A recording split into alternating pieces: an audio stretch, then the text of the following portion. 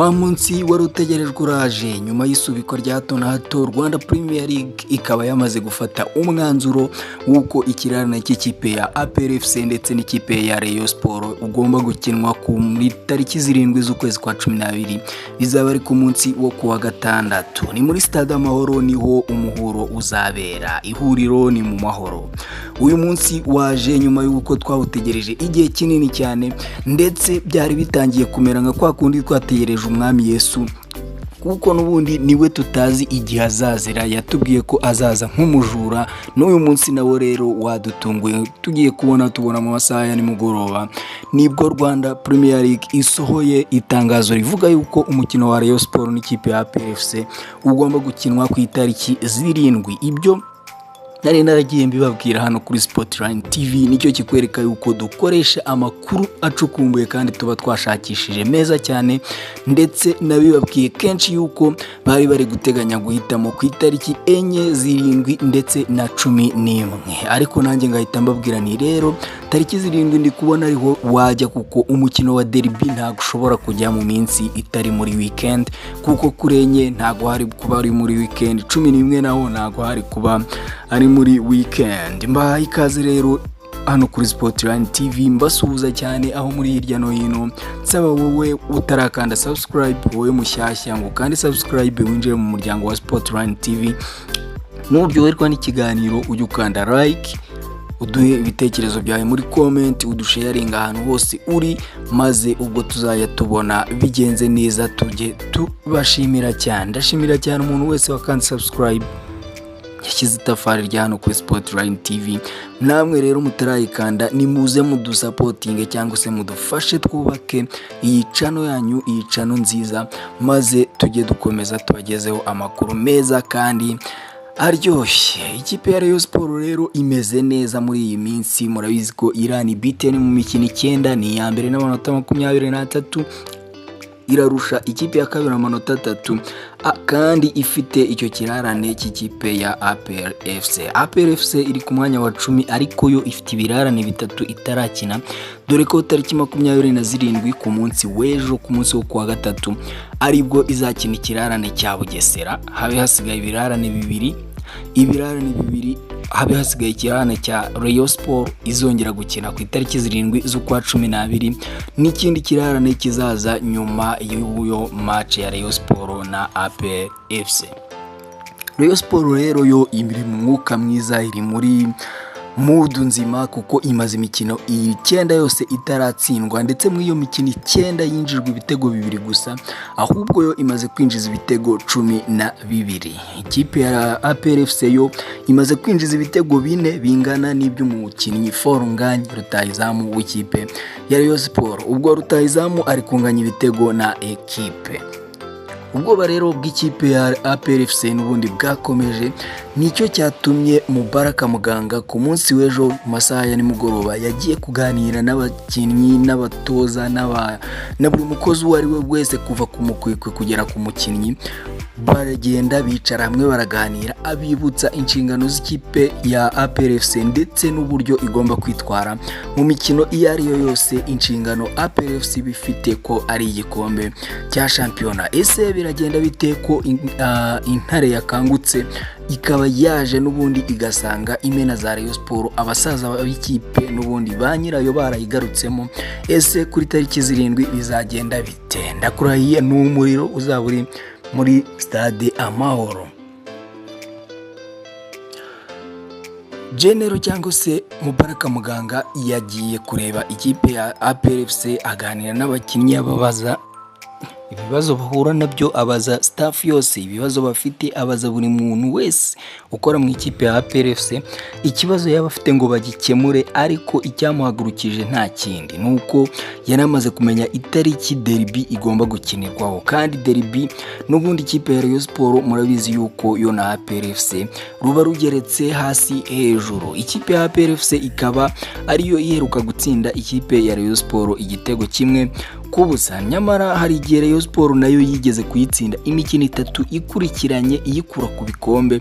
Ubu dutegereje kureba niba Robertinho yongera kugarika APR FC, cyangwa se niba APR FC ariyo iri bu stopping ikipe ya Rayon Sport winning mentality yabo. Ikipe ya Rayon Sport tuyitegereje kuyireba kuri stade Amahoro, stade nziza, stade imeze neza ijyamo abantu benshi ndetse n'ibiciro by'umukino bikaba birajya muri systeme vuba. Amakuru ndi gukurura nuko mu ikipe ya Rayon Sport bari guteganya yuko tike ya make igomba kuba 2,000, ntago ari bya bindi bya 5 byabo byo kuri Kigali Pere, ahubwo ni 2,000 muri lower ball, 2 muri upper ball, ndetse VIP ikaba ari 120, ikaba ari 120, executive box ikaba ari 300, noneho ya box zira box za VIP ikaba ari miliyoni.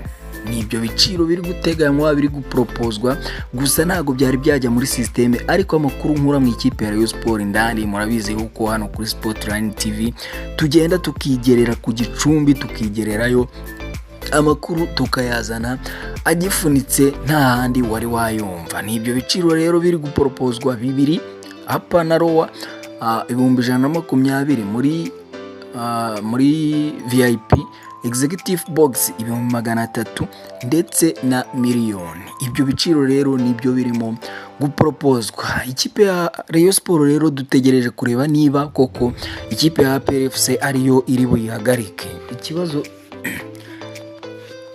Ikibazo abakunzi ba Rwanda Premier League cyangwa se abakunzi b'umupira w'amaguru mu Rwanda ndetse no hanze yarwo, nababwiye yuko ikipe ya Rayon Sport itangiye kwandikwa mu bitangazamakuru bikomeye hano muri Afurika.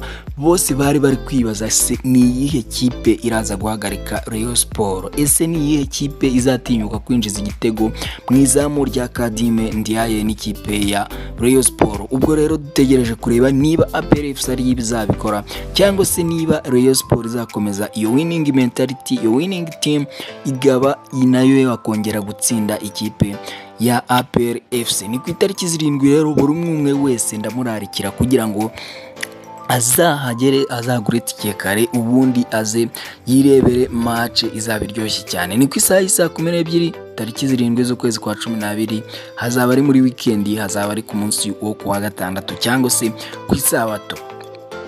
Abakozi bazaba baruhutse, ntago bazaba bari gukora, buzacya ari ku cyumweru n'ubundi abakozi batari gukora. Mwese muzaze duhurire muri stade Amahoro tuyuzure, ubundi ikipe ya Rayon Sport icyura amanota ndetse icyure n'amafaranga, dore ko ari nayo izakira ikipe ya APR FC. APR FC nayo iti turiteguye, ntago nubwo twagiye tugwagwana ku makipe matoya, ariko derby iba ari derby, iti muraje mutubone. Mubaraka yavuze ati igutsinda ikipe ya Rayon Sport nicyo kintu cya mbere gihita kikujyana ku gikombe. Ubwo rero nizere ko namwe muri abantu b'abagabo mwabyumvise, ikipe ya Rayon Sport ntabwo igomba kudutsinda kuri iriya match yo ku itariki 7. Itariki 7 rero niyo itegerejwe ndetse izaba ari umuriro mu ikipe ya Rayon Sport. Mu yandi makuru rero nuko ikipe imeze neza, BC yayo iri gutunganywa, bishoboke ko ku itariki 7 z'ukwa 12 mwazabona ndege ya Chin cyangwa se indege yo ku butaka yinjiza abakinnyi muri stade Amahoro. Abagabo b'ikipe barahari bose ko batowe. Ejo bundi ku mukino wa Gorira mwarababonye, amafoto yagiye acicikana, Paul Muvunyi, Dr Emile Rwagacondo, Sadate Gacinya, Tade, Baruhamyambuga, bariya bose bari muri stade ya Kigali Pere bari kureba umukino ndetse banezerewe cyane, ku buryo Muvunyi we yabaga ari gukoma amashyi ari guseka. Sadati we sinakubwira, bari kuvuga bati ikipe yacu imeze neza. Nabo rero bazaba bahari n'ubundi nkuko bisanzwe gutegura match, murabazi na abambere abakinnyi bayimotive, bari kubona prime ya buri kuri match. Ibirarane byabo barabibishyuye, ubu nta muntu babereye mideni. Ni ukuvuga ngo abantu bose muri Rayon Sport, yaba umukinnyi yaba umukozi usanzwe, abo bose babonye amafaranga yabo. Ngabo Robeni nk'umuvugizi akaba na n'ushinzwe communication cyangwa se imbuga nkoranyambaga za Rayon Sport, nawe ubameze neza. Ameruka kubabwira yuko Paul Muvunyi yamwemereye indi kontra imeze neza, mu gihe yaragiye kuva muri Rayon Sport akajya kuri Radiant TV 10 Muvunyi yaramubwiye ati wowe uri umwana w'ikipe, uri umwana wacu, ugomba kuguma hano tukaguha ibyo wifuza byose. Mu byo yamuhaye rero harimo n'imodoka agomba kujya agendamo. Yaravuze ati ntago umuvugizi w'ikipe nka Rayon Sport Club imeze neza nini cyane, ureke bariya biyitirira ngo ni Club Giant batazi iyo bibera, ntago ugomba kujya ugenda utegatega utumoto. Ngiye kukugurira imodoka brand new, imodoka nshyashya ujye uyigendamo nawe uvuga uti ni umuvugizi w'ikipe ya Rayon Sport. Ngabo Ruben rero ameze neza, ba Wasli bameze neza, abandi bakozi bose ba Delphin, uriya mu photographer, bose bameze neza. Ikipe ya Rayon Sport iri mu mwuka mwiza, ubwo ni ukuyitegereza ku itariki 7 tukareba ibizava muri uwo mukino. Hano ni kuri Sportline TV, ni amakuru y'ikipe ya Rayon Sport uko aje, uko inkurije, uko yaba imeze kose tukayigezeho, tugomba guhita tuyigeza ku bakunzi bacu. Niba uri mushyashya ndakwibutsa kongera gukanda kuri subscribe, ugakanda kuri karakantu k'inzogera kugira ngo tujye tubana umunsi ku munsi. Niba wakunze iki kiganiro ukande kuri like, uduhe igitekerezo cyawe muri comment, udusharinge. Nababwiye ko like zanyu arizo mba nshaka cyane cyane, kuko iyo wakanze kuri like YouTube nayo ihita ifata icyo kiganiro ikagisharinga n'abandi batakibonye kugira ngo nabo bakibone. Nimumfashe rero mukande like nyinshi, mukande subscribe nyinshi, mubwire inshuti zanyu n'abavandimwe yuko byose bibera kuri Sportline TV. Umunsi mwiza.